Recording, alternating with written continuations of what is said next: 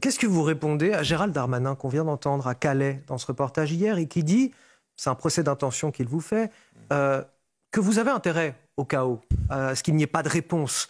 Finalement, on ne va pas se mentir, c'est vrai que si le gouvernement rate son coup, s'il venait à y avoir une dissolution, ce serait probablement en votre faveur derrière s'il y avait des élections législatives. Non mais Gérald Darmanin dit tout et n'importe quoi. Gérald Darmanin sait pertinemment, et ça l'embête bien, que le Rassemblement national agit pour l'intérêt du pays et que jamais nous n'avons pris de position purement idéologique. Nous avons toujours pris des positions dans le bien commun, pour le bien commun en tout cas.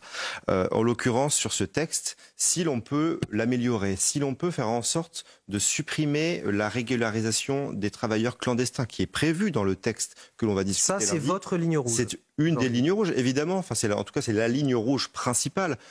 Rappelons un petit peu l'histoire de cette régularisation. Le texte initial déposé par le gouvernement prévoyait cette régularisation à travers l'article 3.